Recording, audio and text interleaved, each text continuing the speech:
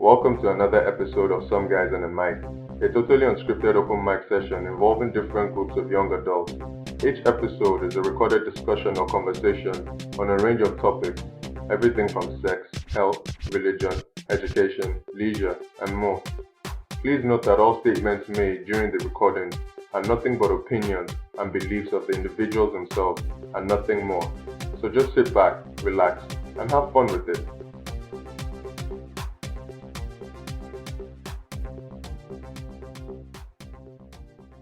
I want to ask you guys what you guys think about divorce, because a lot of people, like especially our born again sisters and mommies and daddies, they can swear by marriage till their dying breath. But me, as a very rational, logical, I'm a Christian too. Don't get it twisted. But there's only so much I can stand for. You understand? There's only so much abuse, or there's only so much bullshit, or so much pain that anyone will stand for. You guys should stop acting like me and fucking talk, Joe. Okay, for example, have you been reading the domestic violence diary on Stella's blog? Who is Stella? Stella, I think her name is Stella Coco Dimikoko or something. No. Stella Di Coco something. No. She's a blogger. She's like a Linda KG. But she has her own blog. And the only reason I started reading her blog, I don't remember. I saw some juicy SDK. That's the name of the blog. Yeah, check it out. Stella Di Coco. Wait, can I just say something? Word to my mother and your mother too, and yours too. There are too many fucking blog sites in Nigeria nowadays. Like, yeah, but because you know why? It's because it's follower mentality. They see that Nikeji has bought a 15 million or a 45 million car or whatnot, if an Infinity. Everybody's like, I don't want to work again. No, I want to buy an Infinity. That's the mentality. In Nigeria, if your friend starts to sell hair, and from that hair selling, she buys brother band, believe that the next person is going to sell hair, and what else again? Fashion style. And God bless you. We've on Brazilian hair, black hair, Egyptian hair. Okay, let's go back. Okay, now let's go topic. Okay, so lately I've been following a blog called Stella Dimiko Corpus. Yes, that's the name of the blog I was looking for. And pretty much she did an expose on domestic violence. There's a lady, the lady whose story she started with, the lady's name is Miss K. Pretty much from reading up until today, because the lady still putting the diary up on the internet. Mm-hmm. Pretty much from reading the diary for the past, I think I've been reading it now for about 2 weeks. The lady, from what I gather in the thing, the lady was married for 19 years. Mm-hmm. She got beat every day. 19 years. Beat every day, insulted, just abused one way or the other. Physical, emotional, psychologically, for about 15 years. I'm sure the husband too probably raped her. Oh, he was you see, when you read it, please, you need to go and read it. When you read it, the man was a psychopath. It's long. The first post, there was 252 comments. Right now, the second post on the same one, part 2, is 150 something comments. Oh wow, just one post, like. Yes. So people they'll keep commenting and people write their story. But apart from this case, there's tons of other women that are now talking about their experience. Yeah. Now, do you believe that there are girls they're writing out, I am now 21, if they'll put in parentheses, marriageable age, and my boyfriend of the past 6 months slaps me, knocks me, apparently... Wait, he knocks their head? Like, you know he knocked a child's head? No, baka. It's a issue. No. This is not... All the guy you don't feel that. Forget knocking, forget beating. Do you know what I realized from some of these women? They grew up in abusive homes. Their fathers never beat them. Their fathers, yesterday. But it is very true. A lot of them said it. Their fathers never touched them like this. Bam. But beat the shit out of your mother. Some girls were actually writing it on and saying it on these blogs that my dad used to pack my mother's load and send her packing almost every other month. And all I remember is her relatives and her friends coming, kneeling down, begging. So the man, listen to this. These girls would say things like, oh, my husband has never beat me, or my husband beats the crap out of me, and when I go home, my parents, they don't even want to hear it. They say it's the devil. My dad used to beat my mom. It's the devil that is beating the mom. It's the devil that is beating her. It's not the husband, not the devil. It's the devil, yes, it's the devil. Yes, A lot of people have lost their lives. That girl, that TT banker, apparently, her husband is in court right now. They're in court right now. The man says she committed suicide. Yes, he said she committed suicide by stabbing herself 32 times. Is that possible? All over the body. All over her body. She stabbed herself 32 times. Obviously, she has no feelings. She's paralyzed. She doesn't feel pain. Numb. Yeah, she's maybe she took coke before she stabbed herself 32 times. So the psychopath obviously said and guess what? Whether you like it or not, after money exchange and it is possible this guy can get up. Anyway, going back to this case story. It's not even possible he'll probably get up because I don't know why that case is still in court. Off track, to be honest. that avocado shooting. That guy. Yeah, because he just really did insanity. And the judge allowed it. Yeah, so yeah. Wait, which Colorado shooting? The one that went to the theater and shut up a whole bunch of people. Oh, okay. Anyway, let's go back to Miss K's story. Anyway, Miss K, to the point where Miss K started to fear for her life. Miss K was beat, dragged, abused, every form of abuse that you can think of. What is it for that long though? You know what I realized from people 19 years. 19 years. I realized, wait, you guys, let me finish my statement. I realized something from read it before you judge anyone. Read it. I realized something from people in this blog. It is the same thing as when they brainwash people into extreme religion.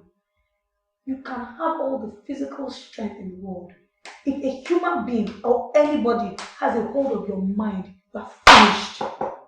Why do people wear bomb and say, Allah, I'm going to be sleeping with 15 virgin when I get to Mecca. I'm going to sleep with 15 But that one is more of an issue of religion and faith. And religion and faith is one thing. One second, when you live with a man that is your all and all. He loved you in the beginning. He was doing everything great, everything sweet. He has all the money in the world, especially in Nigeria, where if your husband beats you, go to the police station, the police will send you back home. Yes, because we don't have any domestic violence laws in Nigeria. So they don't attend to it. So imagine the man is your all in all. Money is him. Everything is him. Women even in the workplace do not succeed as much as men. Everything, your world, even your family itself, the man is taking care of your family.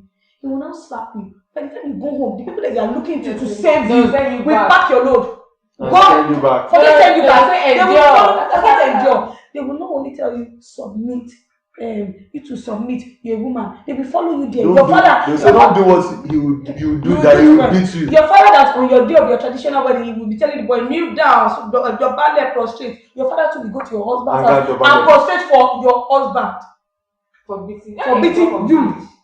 Because you were not a good girl, or your children misbehaved, or you did not come home early from work. Miss K, she said her husband gave her ultimatum one time after one of her several beatings. They almost killed her, and they said that to her parents' house, and she ran away. They now she had called family meeting. This is after she had run away. She had escaped to temporarily. They called family meeting.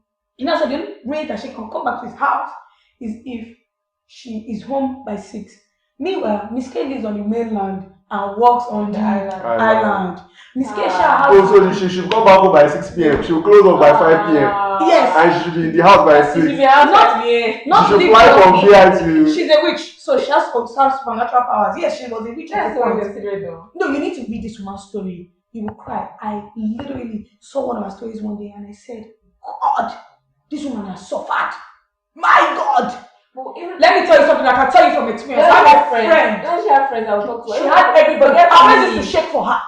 Let me tell you. Apparently, this guy is the nicest guy. To me, and you let me see that. The guy is the nicest guy to his siblings, to his family members. Till today, all his friends believe that she's the wife that could never be satisfied.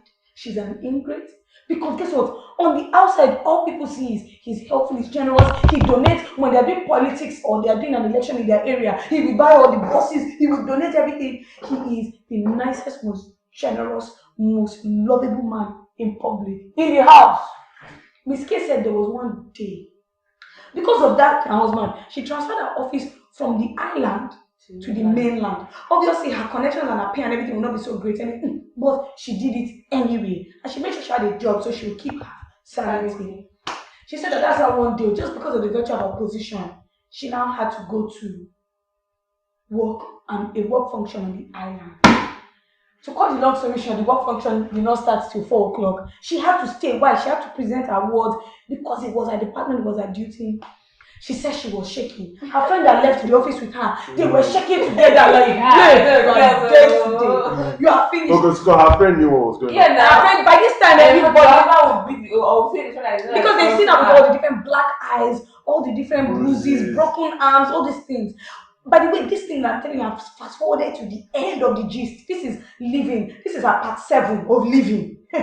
Of her living journey. How she attempted suicide. She almost jumped into Alpha Beach. She said she spoke to God. God just told her no. She already walking into the beach. She was already inside the water, walking that, She wants to walk herself into drowning. She was in the water. The waves push you back. No, forget the waves. She hit her leg really, really bad. On the rock inside the water. So that's the only thing that drove her back. She didn't plan on committing suicide, but like when you're talking to God and you're like, God, I just want it to be over. She said she didn't know she was already in the water, like the water was here. She was going to be dead and not even know she was dead. This is someone that cannot swim. And is it that of that she ran mad? Those kind of things. They just say, we knew she was a witch. Anyway, to cut the long story short, on that day that Miss K got home, at around immediately the clock knocked 6, like she should have found a way to hand over to her colleague around 5:30. Look, I'm dead today. Let me just go. She called her children. Please tell your daddy I'm late. She called her husband. Once it was like almost 6 o'clock. I'm going to be running late. He didn't pick up her phone. She texted. She did everything. He ignored her phone call. To cut the long story short, she said when she was on the way, or maybe Third Milan or Ikorodu Road or something, driving home, she said she just started singing praises to God and weeping. Maybe like just singing and just say like, God, I'm finished today. She said that she entered the house, it was maybe 2:09. She entered the living room. She saw her husband sitting down in the dark in the living room. To be bad, I go back to where I'm coming from. Listen, can you hear? He'll chase you. But listen, but wait, chasing is even good, it's even sweet. This is the way I'm saying the story. See how scared you are for her. Doesn't sound like a horror movie. Kind of scary. Let me tell you something. Let me tell you what I realized when I was reading that blog and all the women that were commenting. 40 to 50% of Nigerian women are living in that hell today. Yes. Okay, I won't say 40 to 50%. I'll say at least a good 20 to 30%. Very least. I say 40 at the very least 20 to 30%. That's punishment now. Do you know why? At least. Do you know why I'm saying 40? You're better off not married. Do you know why I'm saying 40 to 50%? Are you telling me? Excuse me, sir. Do you know why I'm saying 40 to 50%? In Nigeria today, whether you like it or not as a woman, okay, we're educated, we're working in construction, women have no right. Women have no right. You are nothing to your man in Nigeria unless your man, I'm telling you, is who God has ordained for you. In Nigeria, women have no rights. Don't say it's not 40%. In the north, if you are married and sleeping with a girl of 14 years old and 15 years old and impregnating her, it is not a crime. It's not a crime. Abuse. It is not a crime. It is pedophilia. It's pedophilia in the first place. When you were 14 years old, when you just started your period, imagine a man, a grown man with children, with big something. No. But Hausa men have small dicks. So it's not that bad. How do you know? Hausa men, trust me, they have small like noodles. But wait. Just imagine whether his dick is small or big at the age of 14 when your mates are in school playing, you are reading. Just imagine. No, but it is not at 14. Their mates are not necessarily. I said forget it not. You imagine the educated way you grew up. Just imagine, forget the people in the world. Just 1 second. Imagine the way you grew up at 14. You come home one day, your mommy and daddy say, this guy for you. It's our tradition. We're going back to Nigeria. The man enters your bedroom and caresses your breast. Your little breast. Because what do they call this in Game of Thrones again? Is it the bed warming party? I don't even the bedding party. The bedding ceremony. Just imagine it. At 14. But guess what? It is normal in a good number of parts of Lagos of Nigeria. Lagos is not the only part of Nigeria. Outside Lagos, it is. Even in Lagos, at least 30% of women are getting abused in their homes every day. A lot of women were talking on that blog how their husbands will sleep with them forcefully. They are not wet, nothing. They will rape them. In Nigeria. How? Can you go to church and say, no, babe, stop it? That was rape. If you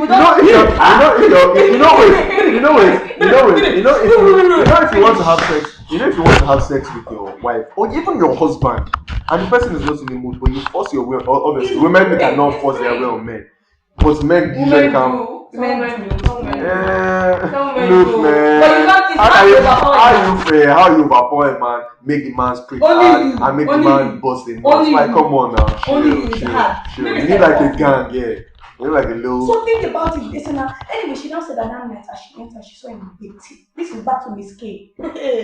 She said it was there. She said inside her she had died. Yeah, that's the next thing. And I don't blame her because you know what? If you have been abused like that, you will be dead. She said he now said, where are you coming from? He now said, you know what? Turn around, pack your bag, come and get out. Just come as you're coming. She said she went on her knees. You know, like you drop your knees. No, I called you. He said, hey, if you don't get up and walk out now, I will shoot you, I will kill you, and I will tell the police when they come. That's why I got that thing I was telling you from the early. I will tell the police when they come that armed robbers trailed you to the gate, forcefully entered with you behind. As I was trying to save you, to shield the children from them, I shot you by accident and you died. He said, and believe me, with the money and everything that I create in this area, everything that I do in this area, I'll get it complete. She said nobody told her twice. She just carried her leg, entered her car. She said by this time it was 11 p.m. at night. So in Lagos. Where did she go to? Well, second. First of all, if you know anything about Lagos, the only places that I've seen bubbling at past 7, past 8, past 9 is the island, and that's because of traffic. On a weekday, it's because of traffic leaving the island. During holiday, yes, island because of gist and things like that. Yeah. She said this was around 11 o'clock. She got in her car. She said she just started driving, weeping, crying, calling, speaking to God. She said out of nowhere, a pastor that she had, that a pastor that a friend had maybe referred her to for prayers during her torturous years, just called her to see, where are you? She explained what happened, everything. The guy said to, where are you now? She said she's driving. She's on 3rd Mainland Bridge at 11 o'clock at night. By herself.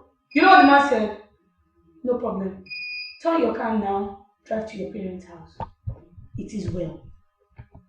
She said, and that's what she did when she got home that night. Everything. To cut the long story short, this is just one part of the story. You need to read this and you really get into it. She said she now got home, everything. Obviously, by this time, the husband doesn't beat their children. He doesn't touch them. He gives them everything, lavishes them. Those kids will be scarred for life. He said he told her children, your mommy didn't come yesterday night, she abandoned you. You know those kind of psychological abuse. To win the that children. was just listen to you guys. That was just one part of the gist. You know what I got from her story? You have to read the story from the beginning. She's still not finished. I'm still following the story. One thing I realized about her story: never ever let anyone, not even your parents, because they are not God, have a hold of your spirit, of your mind. I'm sure she didn't like. She never entered that marriage expecting it. But it's dishonor. You know when you are married, I will tell you I'm married. You are eating together, sleeping together, waking together, bathing together, you're the same thing. When you wake up in the morning, your husband starts little by little. Look at your stomach. No, man, you're looking he's saying stuff to bring you down psychologically. It starts little by little. You know, there are other ways a man can voice his displeasure with the woman's body constructively. He'll be like, babe, do you want to follow me to the gym? Babe, like I've been working out, so this is how we're going to gym more. But at the end of the day, fuck you and your opinion. If I tell you to follow me to the gym, you shouldn't follow me to the gym. No. I'm not going to say that to the woman, obviously.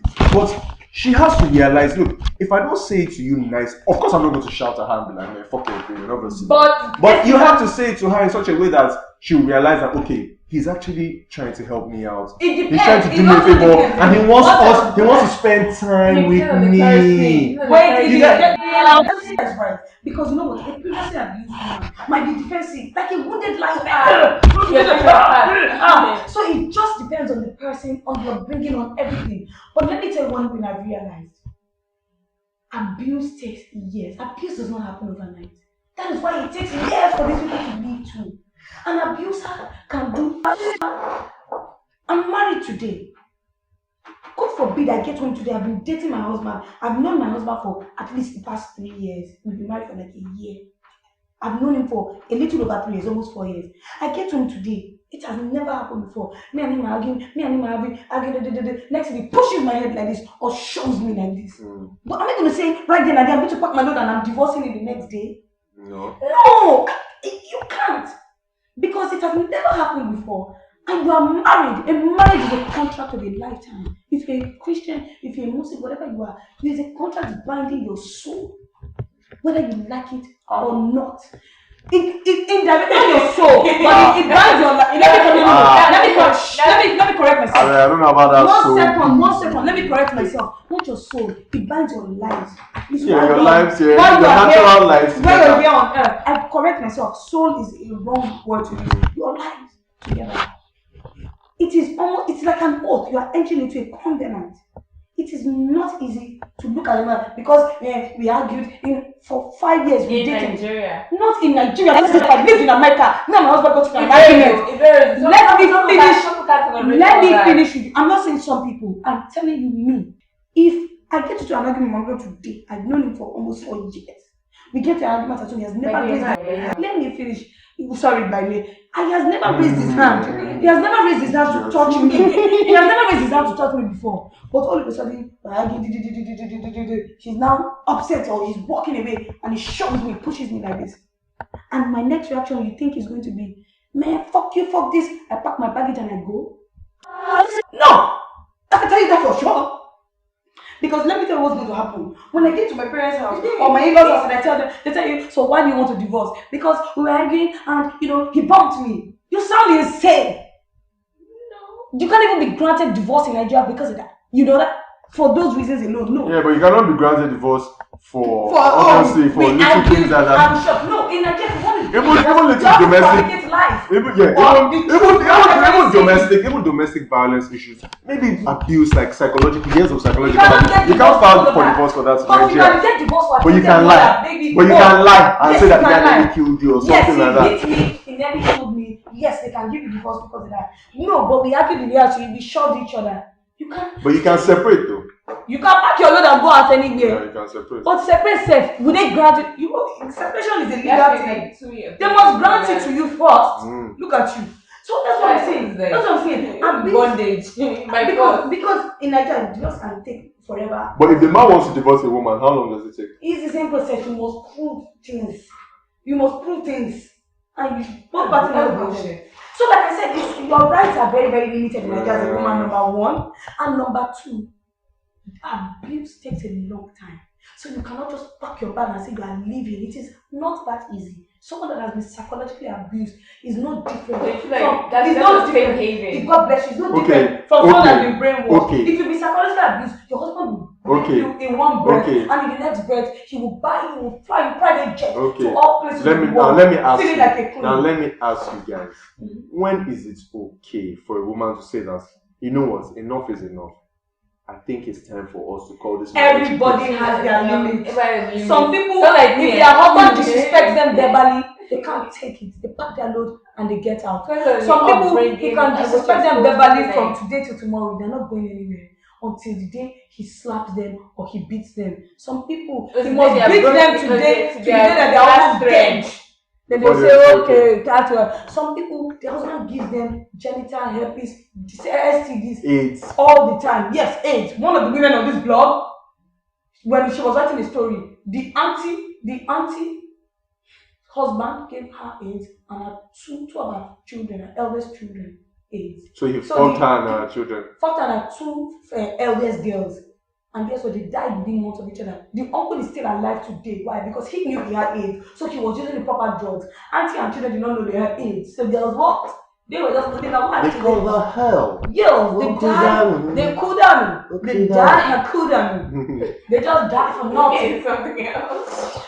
And guess what? This is happening in Nigeria today. So everybody's tolerance level. Meanwhile, some people will tell you, oh, I pray to God. 5 years was beating me. I pray to God, and God rescued me. For me personally, we're not that generation. Like, not taking that bullshit. For me personally, let me tell you something. Is abusing. I apply. Let me say I apply 50% faith and 50% logic with anything I do in my life. If I say that, okay, I'm trying this thing, and this thing is not working for me. Let's say I'm having a problem. I'm praying about it. It's not working for me. Prayer is not everything. No. Sometimes God actually opens some doors. God gives us brains for a reason. Why do you cannot sit down and pray? It's like say I'm sick now. And I don't go to the hospital. They put an anointing oil on you. They say you should go and drink anointing oil or cook your food with holy water. Are you mad? Meanwhile, who gave neuroscientists, medical doctors, neurosurgeons, all these people, who gave them the brain? Is it not the same God? Is it not the same God? Are they all devil worshippers?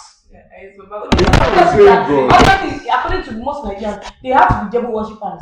Because some Nigerian pastors, they'll tell you, I've never been sick because I believe in the word of God. Okay, I understand.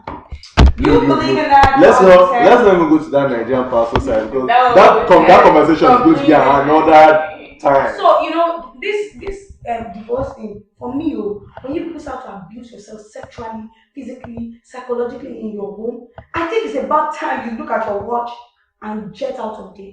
Jets, G4, G5, Gulfstream, 747. I do not believe in divorcing your husband. Fighter jets, any form of jets, just get out of there. But I do not believe in divorcing your husband because he's going through financial hard times. Financial struggle. People that's the worst way or time to divorce anybody because God will punish you. And God will not only punish you, that shit will always come back to the country. There's something called karma. What are you talking about? People do it, but guess what? Look at those people a couple of years after.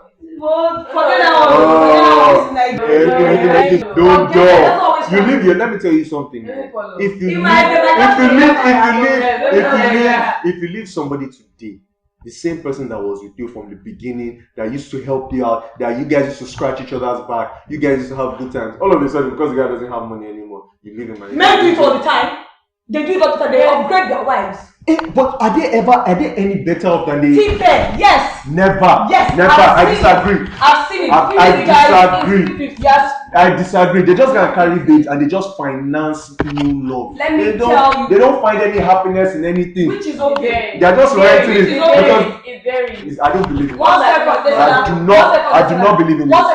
Because every story that I know of that a man left his woman that was there with him, a ride or die babe, mother of your kids, to go and pick up one young girl. Let me tell you something. Those kind of men, is either they die of cancer, one pathetic illness, or they start having some demons that start to disturb them at some point in their life. And when I say demons, it's not necessarily like a spiritual something now. Maybe it's the girl, like maybe when the man starts getting older, she starts doing things that will not be, pinching the man inside his heart.